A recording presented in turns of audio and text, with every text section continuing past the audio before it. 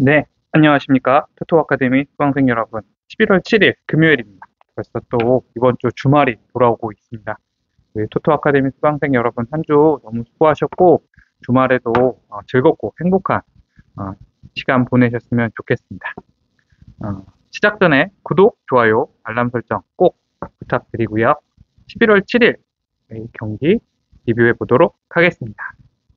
첫 번째 경기입니다. 오늘 7시 안양 정관장 대 서울 SK입니다. 지금 안양 정관장 같은 경우는 현재 지금 이 렌즈 아반도의 폭발적인 드리블, 그리고 이 브라이스 워싱턴의 페인트 존 장악이 팀 전술의 중심을 이끌고 있는 상황입니다. 특히 이 백코트라든지 프론트 코트 간의 유기적인 스위칭 움직임을 통해서 자유로운 공간을 창출해내고 있는 상황이다 보니까요. 오늘도 좋은 모습 보여줄 수 있을 것 같습니다.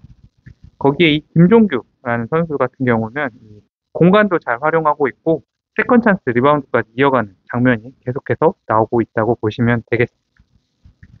음, 거기에 이 정관장 같은 경우 풀쿼터 내내 공격 템포, 수비 템포를 잘 유지하고 있을 만큼 체력이 좋다라고 보시면 될 것 같고, 이 공격 전환 시에 짧은 패스 연결, 수비 균형을 무너뜨리는 능력이 탁월한 상황입니다. 아마 오늘 경기에서도 이런 스위칭 구조를 통해서 타이밍이라든지 공간 창출이라든지 전반적인 경기 흐름을 가져갈 가능성이 높다고 보고 있습니다. 다음은 서울 SK입니다.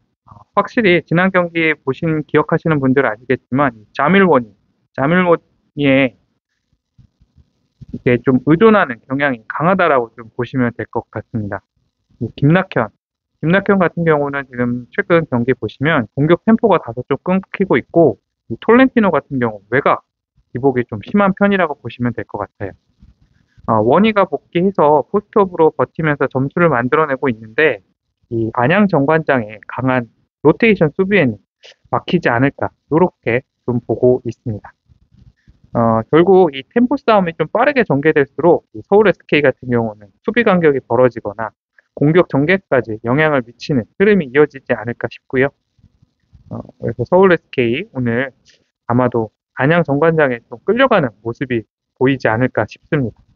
요약해보면 이 안양 정관장은 스위칭 전환, 커링 타이밍이 절묘하게 맞물리면서 자유롭게 공간 창출할 수 있는 상황이다.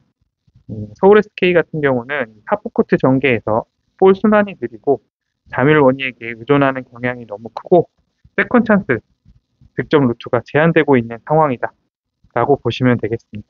그래서 저희 지금 안양정관장 승 보고 있고요. 승 5패까지도 지금 안양정관장 승 보고 있습니다. 핸디가 얼만큼 잡힐지 모르겠는데 마이너스 5.5 정도면은 안양정관장 승 보셔도 좋을 것 같습니다. 네, 다음은 저희 V리그입니다. 남자 배구 먼저 말씀을 드리겠습니다. 현대캐피탈 대 우리카드 대 현대캐피탈입니다. 아마 이번 경기는 이 현대캐피탈의 이 템포 조절 능력이라든지 이 스파이크 포켓 활용이 핵심 변수가 될 전망이라고 생각해 주시면 될 것 같습니다. 이 레오나르도 레비아의 공격 전환 그리고 호수봉의 이동 공격 패턴이 아마도 세트 중반 이후에 꾸준히 위협적으로 작동할 가능성이 크다고 보시면 될 것 같고요. 이 황승빈의 이 세트 템포까지 떨어지면 후위 공격 루트까지 안정적으로 이어질 가능성이 높다고 보고 있습니다. 반면에 우리 카드 같은 경우는 알리의 높이에 의존하고는 있는데 리시브 라인이라든지 이런 것들이 무너지면 그에 대한 대응책이 없다라고 좀 평이 많이 나오고 있습니다. 그래서 현대캐피탈이 빠른 전환으로 경기 흐름을 좀 잡아간다 그러면 우리 카드의 수비 밸런스 같은 경우는 무너질 가능성이 매우 높다라고 좀 보고 있고요. 특히 후반 체력 싸움까지 이어질 경우 현대캐피탈이 홈에서 집중력도 한 발 앞서면서 완성도가 높아지지 않을까. 그래서 공격 완성도라든지 세터의 템포라든지 수비 전환 속도에서 현대캐피탈이 우위를 점할 확률이 높다라고 좀 보고 있습니다. 이번 경기를 말씀을 드려보면 현대캐피탈 승 보고 있고요. 기준점이 얼만큼 잡힐지 모르겠는데 아마 점수는 많이 나지 않을 것 같다라는 생각이. 그래서 기준점 잡히는 거 보시고 최종적으로 좀 판단해 주시면 좋을 것 같습니다. 다음은 여자배구 IBK 기업은행 대 흥국생명입니다. 많은 분들이 뭐 어떻게 평가를 하실지 모르겠지만 저희 투투 아카데미에서 평을 좀 공부했던 거를 공유를 드려보면 아마도 이 리시브 안정성이라든지 템포 밸런스 싸움이 되지 않을까 이렇게 좀 보고 있습니다. 이제 기업은행 같은 경우는 공격 포인트를 좀 확보를 잘 해도 이 세컨볼 처리라든지 연결 타이밍에서 자주 흐름이 끊기는 모습을 보여주고 있고요. 반면에 이 흥국생명 같은 경우는 세터, 윙 스파이커 간의 합이 완벽하게 지금 맞아 떨어지고 있다. 그리고 세트마다 일정한 득점 루트를 만들어내서 다양한 공격 루트가 있다. 특히 이 김다은의 빠른 템포 전환과 이 레베카의 높은 타점, 그리고 강타가 맞물려서 상대의 블로킹 라인을, IBK 기업은행의 블로킹 라인을 완전히 무너뜨리지 않을까, 이렇게 보고 있습니다. 기업은행이 아무리 블로킹 라인을 정비한다 하더라도 이런 흥국생명의 연속 공격 패턴을 막아낼 때 오늘 한계가 좀 보여지지 않을까 싶고요. 그래서 경기 전체적인 흐름은 흥국생명이 초반부터 좀 주도권을 틀어지지 않을까 이렇게 좀 보고 있습니다. 그래서 저희 투투 아카데미 의견 드려보면 흥국생명 승 보고 있고요. 캔디가 만약에 기업은행에 마이너스로 잡힌다. 그럼 무조건 흥국생명 승으로 보시면은 조금 더 안정적인 의견 되지 않을까 싶습니다. 네, 이제부터 축구 말씀을 드릴 건데요. 그 전에 저희가 간단히 좀 공지사항 어제도 따로 올려드리긴 했는데 오늘 다시 한번 좀 말씀을 드리도록 하겠습니다. 저희가 아마 빠르면 이번 주 주말이고요. 늦어도 다음 주에는 스터디방이 준비될 것 같습니다. 저희가 이 바로 이전 영상, NBA 영상 올려드리면서 거기에서 좀 길게 말씀을 드리긴 했는데 요약하면 같이 정말 함께 공부해보고 싶으신 분, 다양한 분석, 혼자 하기 힘드신 모든 경기 커버, 이런 것들 고려하셔서 혼자는 힘들죠. 하지만 같이 하면 할 수 있습니다. 같이 공부해보고 싶으신 분들, 정말 오래 같이 가고 싶으신 분들, 제 이전 공지 영상이라든지 다음 주 안내될 공지문 보시고 같이 함께 공부하시면 좋겠습니다. 다만 알아두셔야 될 것은 저희가 뭐 다른 방송이나 다른 채널처럼 뭐 픽을 드린다거나 그렇지는 않습니다. 이미 우리 수강생 여러분들이라면 너무 잘 아시겠지만 스포츠의 100%라는 게 어디 있습니까?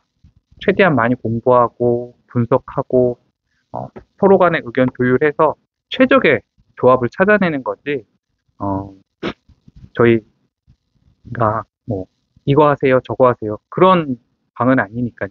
정말 같이 공부해보고 싶으신 분들은 구독, 좋아요, 알람 설정해 놓으시고 저희 스터디방 기다려 주셨으면 좋겠습니다.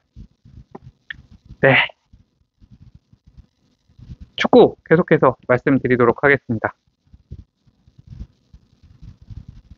네, 애들레이드 유나이티드 그리고 웨스턴 시드니 원더러스 A리그 호주 경기입니다.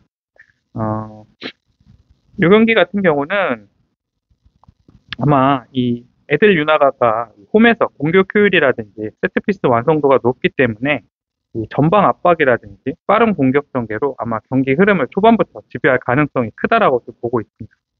이 웨스트 원더, 이 시드니 원더러스 같은 경우는 역습이나 롱패스 이런 전개에 의존하고는 있는데 수비가 많이 좀 불안하고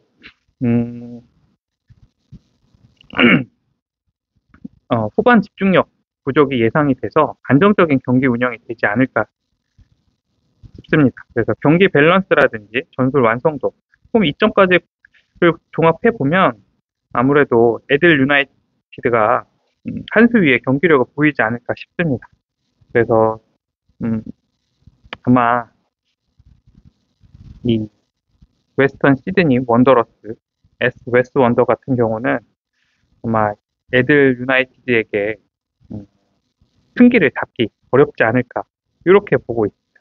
그래서 저희 애들 유나 승 보고 있고요. 언어보 만약에 2.5 잡히면은 오버 보고 있고 3.5 잡히면 언더 보고 있습니다. 한 2대1 정도 요거는 좀 보고 있기 때문에 이렇게 봐주시면 될 것 같습니다. 다음은 퍼스글로리 그리고 센트럴 코스트 경기입니다. 아마 이 경기 같은 경우는 빌드업이 누가 더 불안하냐, 누가 더 압박을 잘하냐 이런 대결이 되지 않을까 싶습니다. 이 퍼스글로리 같은 경우는 이 후방 간격이 매우 불안한 상황입니다. 그래서 압박 한 번에 전개가 많이 끊기고 있고 세컨라인 커버도 느려서 전환 속도를 좀 따라가지 못하는 모습을 최근 많이 보여주고 있고요. 반면에 이 센트럴 코스트 같은 경우는 전방 압박이라든지 세컨볼 대응 모두 지금 리듬감이 완전 살아있고 공격 템포도 일정한 모습을 계속해서 보여주고 있습니다. 그래서 퍼스글로리가 홈에 2점을 아무리 살려보려고 한다지만 전술적으로 압박 회피가 불가능한 구조이기 때문에 실수가 나올 가능성이 좀 보이고요. 이 센트럴 코스트가 센트메리가 초반부터 강하게 압박 라인 올리면 중반 이후로 갈수록 흐름이 계속해서 센트메리 쪽으로 흐르지 않을까 이렇게 보고 있습니다. 그래서 압박 완성도라든지 세컨볼 대응이라든지 이런 게 센트메리에게 저희는 승 의견 드리고 있고요. 핸디가 만약에 퍼스글로리 마이너스 잡힌다 그럼 더더욱 센트메리 쪽으로 보시면 될 것 같습니다. 한 3.5 잡히면 언더까지 같이 보도록 하겠습니다.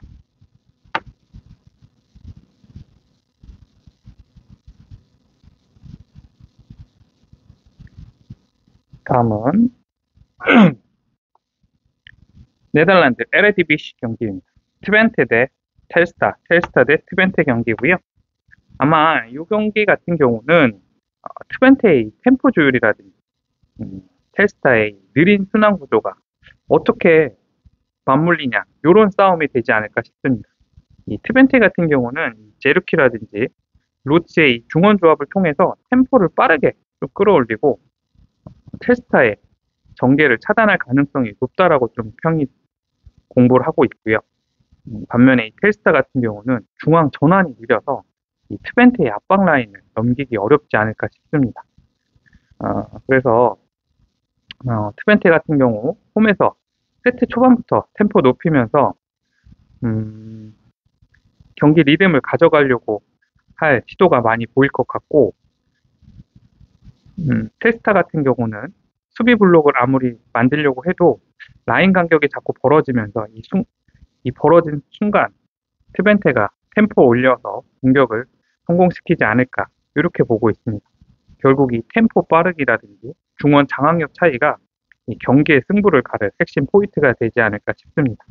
그래서 트벤테가 조금 더 전술적 완성도도 높고 공격 전환 속도도 높고 그래서 텔스타 대비 한 단계 앞선 모습 보여줄 수 있을 것 같고요. 그래서 트벤테의 승 보는데 1마인까지도 잡히면은 트벤테 승 보도록 하겠습니다. 2.5 잡히면은 안정적으로 오버 가셔도 좋은 결과 있을 것 같습니다. 다음은 분데스리가 브레멘 대 울프스부르크입니다. 아마 이 경기는 이 중원 탈취냐 전환 속도냐 누가 더 요게 맞부딪히면서 벌어지는 경기가 되지 않을까 싶고요. 브레멘 같은 경우는 슈미트를 중심으로 한 인터셉트 전술을 주로 사용하고 있는데 그렇다 보니까 짧은 역습 루트를 많이 보여주고 있습니다. 불프스가의 이선 압박에서 느슨한 모습을 좀 보여주고 있는데 이 브레멘의 미드필드들이 쉽게 불프스부르크의 중앙을 넘어가지 않을까 싶습니다.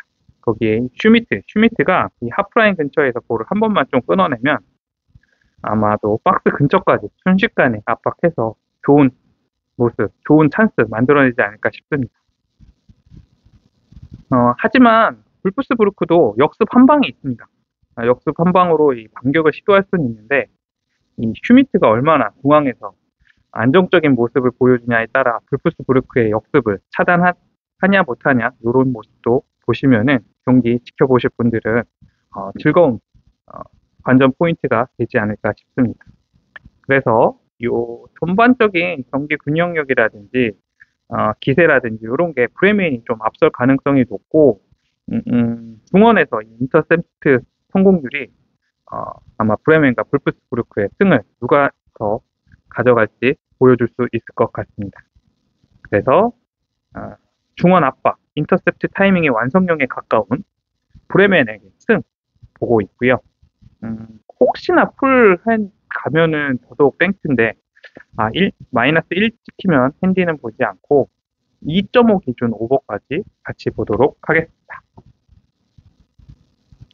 다음은 이탈리아 세리에입니다. 피사 대 크레모네세 대 피사 경기이고요. 아마 이 경기는 압박 타이밍이라든지 전환 속도가 승부의 핵심 변수로 작용할 가능성이 높을 것 같습니다. 이 피사가 탈압박 과정에서 간격이 좀 벌어지는 모습을 보여주고 있고, 상대 압박 한 번에도 이 빌드업 흐름이 끊기는 그런 모습들이 계속해서 연출이 되고 있거든요. 반면에 이 크레모네세 같은 경우는 제르빈을 중심으로 한 전방 압박 타이밍이 점점 정교해지고 있고, 이 상대의 실수, 피사가 자주 나오는 이런 실수를 놓치지 않을 가능성이 크다라고 보고 있습니다.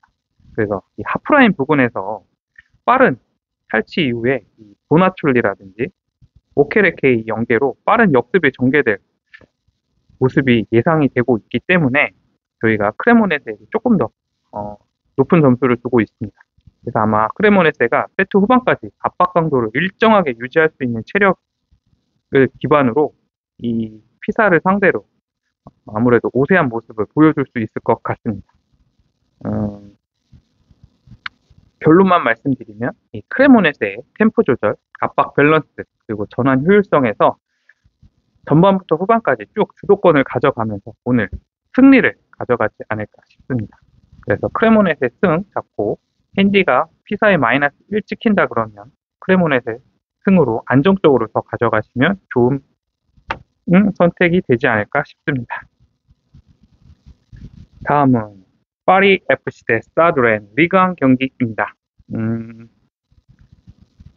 이 경기는 전방 압박이라든지 뒷공간 커버의 밸런스가 승부를 가릴 가능성이 높은 경기라고 저희는 보고 있습니다.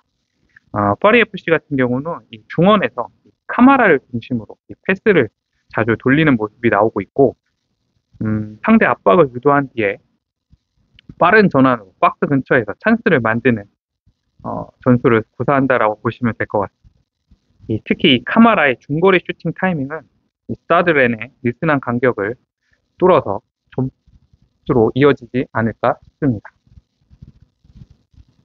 반대로 이 스타드렌은 전방 압박으로 점유율을 계속해서 높여가려고 하겠지만 후방 커버 타이밍이 어긋나서 하프 스페이스 공략에 노출될 가능성이 크고요. 그러다 보니까 파리 FC가 이런 스타드렌의 구조적 허점을 파고들면서 볼 점유율, 템포 조절 모두 우위에 있는 모습으로 스타드렌을 압박할 수 있을 것 같습니다. 그래서 중원 주도권, 슈팅 효율성 측면 모두 파리 FC가 흐름을 가져오면서 파리 FC의 승 보고 있고, 핸디가 만약에 마이너스 1 찍히면 요것도 살짝 한번 보시면 좋을 것 같고요. 2.5 잡고 오버까지도 같이 한번 보도록 하겠습니다. 다음 경기입니다. 챔스, 잉글랜드 챔스입니다. 와포드 대 브리스톨 대 와포드 경기이고요. 전형적인 공중전대, 지상전의 대결이 되지 않을까 예상이 되는 경기입니다. 이 와포드의 중앙 수비진이 신체적 열세가 있거든요. 누가 봐도. 그러다 보니까 공중볼 방어에 좀 노출된 상황입니다. 거기에 브리스톨 같은 경우는 아마 이 신체적 약점을 집요하게 파고들면서 공중전 타점 싸움에서 우위를 점할 가능성이 높다라고 보면 될 것 같고요.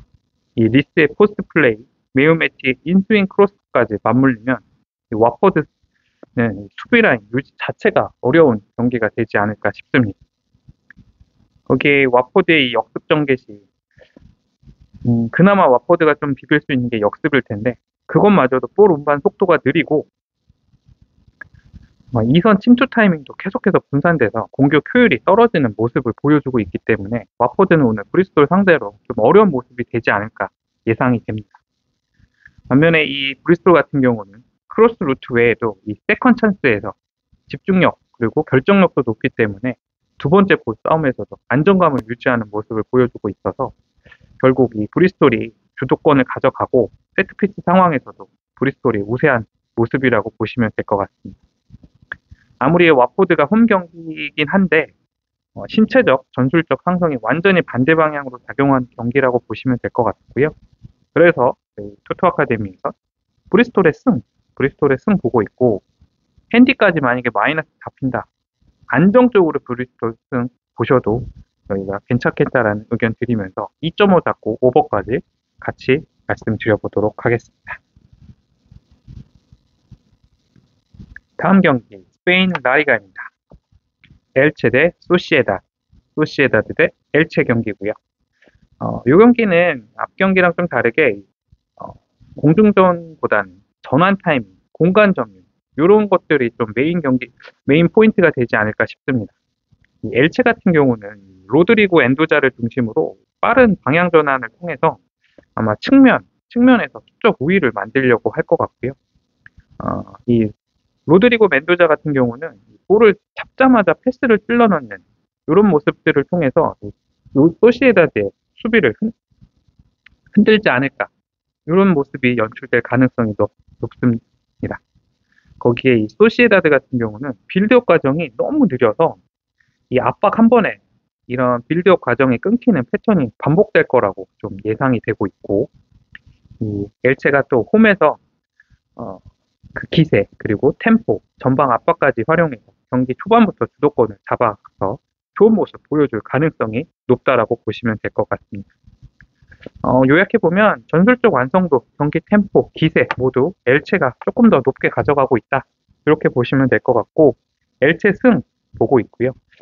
핸디는 조금 애매함이 있을 것 같고 3.5 잡고 언더 뜨면은 너무 좋을 것 같습니다. 다음은 물스입니다. 샬럿 대 뉴욕시티, 뉴욕시티 대 샬럿입니다. 이 경기는 아마 누가 더 세트피스를 잘 가져가냐, 그리고 세트피스 이후에 세컨볼 싸움을 누가 더 잘하냐가 핵심이 되지 않을까 싶습니다.